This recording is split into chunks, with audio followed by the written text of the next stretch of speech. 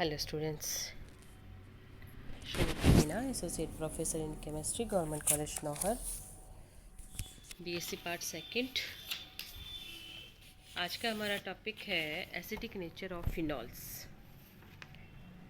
Phenols जैसे कि आपको इससे पहले की क्लास में आपको बताया था कि ये दुर्बल अम्लीय प्रकृति के होते हैं और ये नीले लिटमस को लाल कर देते हैं। फिनॉल और अल्कोहल में जो दोनों में जो सिमिलरिटी ये है कि दोनों के अंदर OH समूह होता है और ये OH समूह में ऑक्सीजन परमाणु और हाइड्रोजन जो परमाणु है उनकी विद्युत ऋणताओं में स्पष्ट अंतर होता है, जिसके कारण जो बॉन्डेड इलेक्ट्रॉन होते हैं वो ऑक्सीजन की तरफ डाइवर्ट होते हैं और इस कारण ये हाइड्रोजन जो है वो H पॉजिटिव आयन के रूप में एलिमिनेट होने की क्षमता रखता है। अतः इसलिए ये अम्लीय व्यवहार दर्शाते हैं। इसके साथ ये है कि दोनों ही विद्युत धनात्मक धातुएं जैसे सोडियम हुआ, पोटेशियम हुआ, आदि से इनसे ये रिएक्शन भी करते हैं। लेकिन फिनॉल की अगर हम तुलना करते हैं अल्कोहल के साथ अम्लीयता के रूप में, तो फिनॉल्स जो होते हैं ये कार्बोक्सिलिक एसिड से अम्लीयता इनकी कम होती है, लेकिन अल्कोहल से ये अधिक अम्लीय होते हैं। जैसे आप ये यहाँ शीट पर देख रहे हैं, इनकी डिसोसिएशन कांस्टेंट की वैल्यू अगर हम देखें तो कार्बोक्सिलिक एसिड की ये 10⁻⁻5 है और फिनॉल की 10⁻⁻10 और ROH की यानी अल्कोहल की ये 10⁻⁻16 से 10⁻⁻18 के बीच में रहती है। तो ये कार्बोक्सिलिक एसिड से कम अम्लीय होते हैं, लेकिन अल्कोहल से ये अधिक अम्लीय होते हैं। अब इनकी अगर अम्लीयता का अगर हम कारण देखना चाहें तो यहाँ आप देखें कि ROH में जब H पॉजिटिव आयन बाहर निकलता है तो RO नेगेटिव एल्कोक्साइड आयन जिसे कहते हैं वो बनता है, और दूसरी तरफ फिनॉल का जब हम करते हैं इसका डिसोसिएशन तो आप देखते हैं C6H5O negative plus H positive phenoxide ion. तो जो एल्कोक्साइड आयन है इसकी अन्य अनुनादी संरचनाएं नहीं होती हैं, जबकि जो फिनॉक्साइड आयन है इनकी अनुनादी संरचनाएं होती हैं, जैसे आप इस शीट पर आप देख रहे हैं। और इन अनुनादी संरचनाओं के द्वारा यह स्टेबिलाइज हो जाता है। आप देखें तो जो फिनॉक्साइड आयन है जिसमें ऑक्सीजन परमाणु और नेगेटिवली चार्ज है, ये अपना एक इलेक्ट्रॉन पेयर इसका मूव करता है और बेंजीन रिंग की तरफ, और बेंजीन रिंग पर ये नेगेटिव चार्ज आ जाता है। तो ये नेगेटिव चार्ज जो है ये ऑर्थो और पैरा पोजीशन पर मूव करता है और इस प्रकार से इसकी अलग अलग अनुनादी संरचनाएं बनती हैं, और इस अनुनाद के कारण ही फिनॉक्साइड आयन स्थायी हो जाता है। जो फिनॉक्साइड आयन एल्कोक्साइड आयन की तुलना में अनुनाद द्वारा अधिक स्टेबिलाइज हो जाता है और इसीलिए फिनॉल अल्कोहल की तुलना में अधिक अम्लीय है। अगर इनकी हम ऊर्जा की तुलना से अगर हम इनकी देखें इनकी अम्लीयता को, तो जो एल्कोक्साइड आयन होता है उसकी, क्योंकि उसमें किसी प्रकार का कोई अनुनाद नहीं पाया जाता, अतः उसकी ऊर्जा अपेक्षाकृत अधिक होती है, जबकि जो फिनॉक्साइड आयन है यह अपने आप को अनुनाद द्वारा स्थायी कर लेता है, अतः इसकी जो ऊर्जा होती है वो ऊर्जा लेवल जो है वो अपेक्षाकृत कम होता है। इसलिए अल्कोहल की तुलना में ये अधिक स्थायी होता है।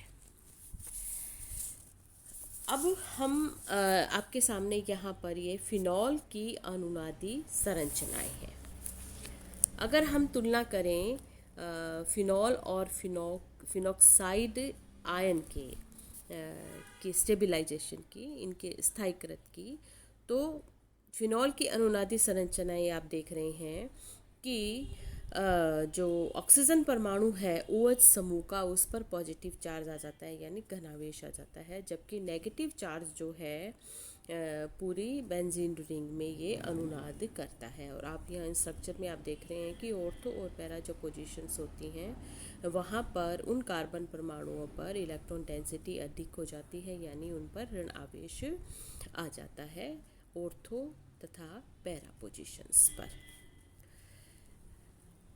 अब इन अनुनादी संरचनाओं में आप देख रहे हैं कि ऑक्सीजन परमाणु पर पॉजिटिव चार्ज होने के कारण ये प्रोटॉन का त्याग आसानी से कर देता है, यानी हाइड्रोजन का, OH समूह का जो हाइड्रोजन है इसका प्रोटॉन के रूप में ये त्याग आसानी से कर देता है, जिसके फलस्वरूप फिनॉल अम्लीय गुण दर्शाता है। लेकिन फिनॉल की तुलना में फिनॉक्साइड आयन अधिक अनुनादी स्थायीकृत होता है। क्यों? उसका कारण क्या है? क्योंकि फिनॉक्साइड आयन में केवल ऋणावेश होता है, जबकि फिनॉल में आवेश पृथक्करण युक्त अधिक ऊर्जा वाली स्पीशीज होती है। जो फिनॉल है तो क्योंकि अतः अनुनाद फिनॉक्साइड आयन को फिनॉल की तुलना में अधिक स्थायीकृत कर देता है। अब इन अनुनादी संरचनाओं में आप देख रहे हैं कि फिनॉक्साइड आयन में केवल ऋण आवेश ही उस पर चार्ज करता है, जबकि फिनॉल के अनुनादी संरचनाओं में आप में देख रहे हैं कि ऑक्सीजन परमाणु पर पॉजिटिव चार्ज है, उसके साथ साथ बेंजीन रिंग पर नेगेटिव चार्ज आ जाता है। तो इसकी यहाँ आप एक इसका एनर्जी लेवल डायग्राम आप देख रहे हैं, जिसमें अगर एनर्जी की बात करें, एक स्ट्रक्चर आपने देखा है, तो जो अधिक ऊर्जा स्तर पर है वो है फिनॉल का अनुनादी संरचना, जबकि कम ऊर्जा स्तर पर है वो है फिनॉक्साइड आयन की अनुनादी संरचनाओं का ऊर्जा स्तर।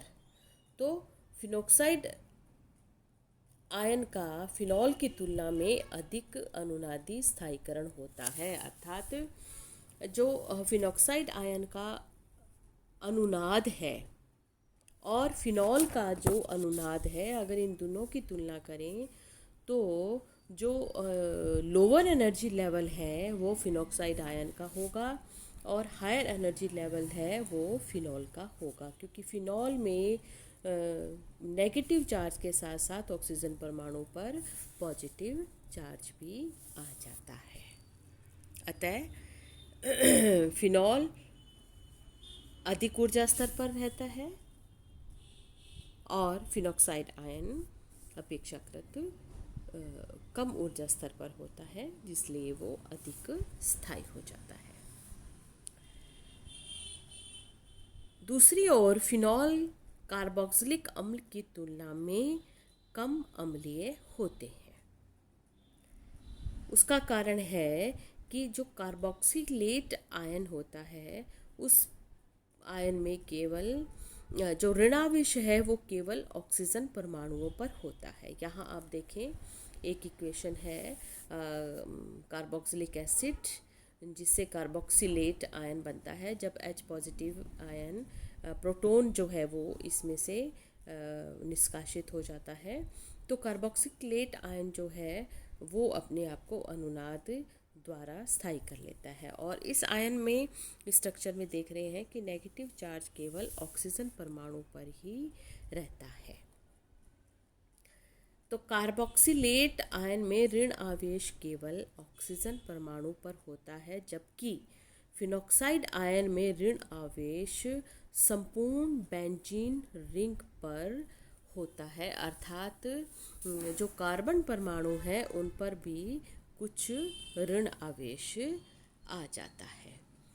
तो इस अगर अनुनाद संरचना अगर आप देखते हैं कार्बोक्सिलेट आयन और फिनोक्साइड आयन में, तो कार्बोक्सिलेट आयन का अनुनाद स्थायीकरण जो है वो फिनोक्साइड आयन की तुलना में अधिक होता है।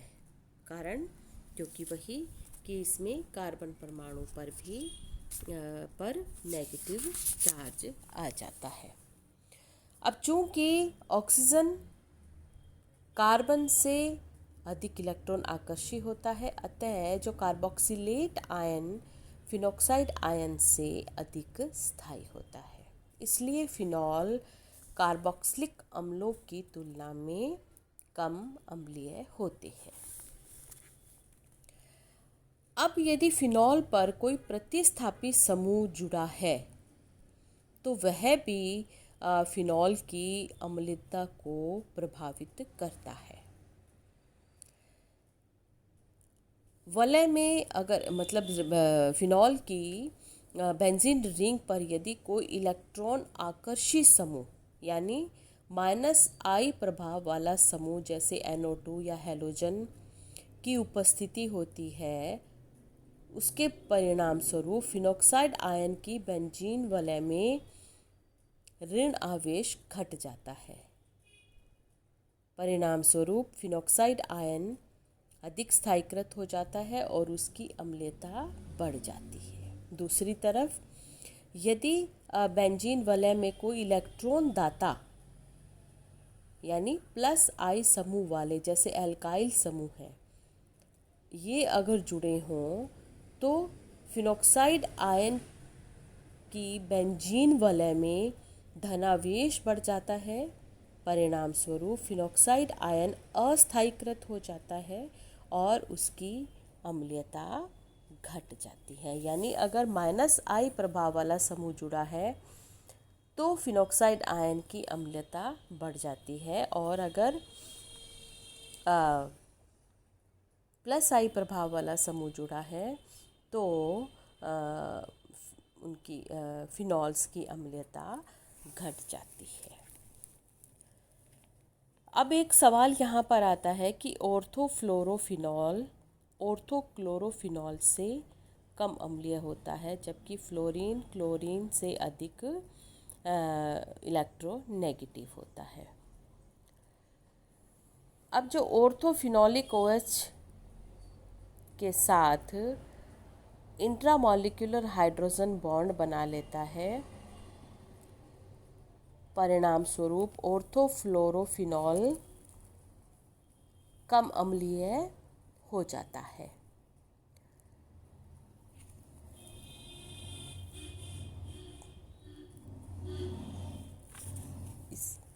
इसी प्रकार से ऑर्थोनाइट्रोफिनॉल भी इंट्रामॉलिक्यूलर हाइड्रोजन बॉन्ड के कारण जो इसका पैरा आइसोमर है उससे कम अम्लीय होता है। इसी प्रकार मेटाक्रिजोल ऑर्थो व पैरा आइसोमर से अधिक अम्लीय होता है, क्योंकि ऋण आवेश ऑर्थो और पैरा स्थिति पर होता है और मैथिल समूह के +I प्रभाव के कारण ये प्रतिकर्षी होता है और उस रिंग को वो अस्थायी कर देता है। तो स्टूडेंट्स, आज की इस क्लास में हमने पढ़ा acidic nature of phenols. So thank you.